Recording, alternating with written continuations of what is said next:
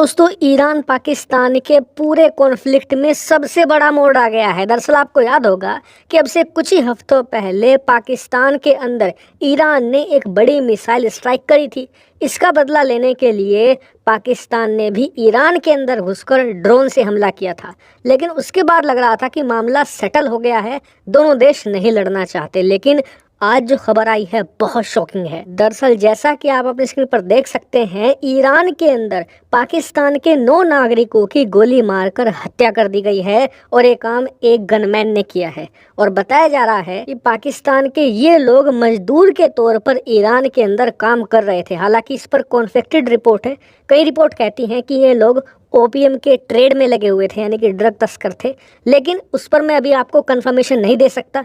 फिलहाल जो मेरे पास कंक्रीट रिपोर्ट है उसके अनुसार ये 9 लोग मजदूर के तौर पर काम कर रहे थे। और कहाँ पर काम कर रहे थे, गैस कीजिए। दरअसल इन 9 लोगों की हत्या वहीं की गई है जहां पर ये पूरा झगड़ा है। हम बात कर रहे हैं बलूचिस्तान सिस्तान की। अगर आप नहीं जानते तो आपको बता दूं कि पूरा का पूरा बलूचिस्तान पाकिस्तान के हिस्से में नहीं आता। कम से कम 75% हिस्सा आता है पाकिस्तान के हिस्से में, और उसके बाद जो बचा हुआ 20-25% है वो ईरान के हिस्से में आता है। तो ईरान के हिस्से में जो बलूचिस्तान आता है उसे कहा जाता है सिस्तान। होप मैं सही से प्रोनाउंस कर रहा हूँ, लेकिन कई बार इसे ईरानियन बलूचिस्तान भी कह दिया जाता है। तो पाकिस्तान की सेना ने कई ऐसे आतंकी गुट पाले हैं जो क्लेम करते हैं कि हम ईरान वाले बलूचिस्तान को आज़ाद करवाएंगे, इसीलिए वहाँ पर हमले भी करवाते रहते हैं। और उसी को लेकर अब से कई हफ्ते पहले ईरान की सेना ने पाकिस्तान के अंदर घुसकर इन्हीं गुटों पर सर्जिकल स्ट्राइक करी थी।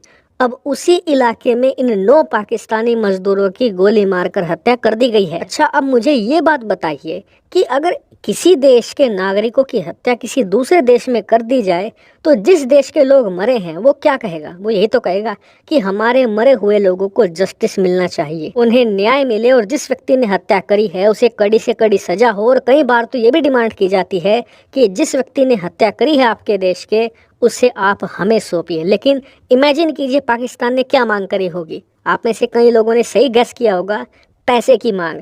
पाकिस्तान ने कहा है कि जी हमें पैसा चाहिए, हमारे जो 9 लोग मारे गए हैं आप इनके मुआवजे के तौर पर हमें पैसा दो। और आप जानकर हैरान होंगे कि 48 घंटे से भी ज़्यादा हो चुके हैं इन लोगों की हत्या हुए, लेकिन अभी तक भी पाकिस्तान की तरफ से ये नहीं कहा गया कि हमें जस्टिस चाहिए। इससे आप अंदाज़ा लगाइए कि पाकिस्तान इस समय किस स्थिति में है।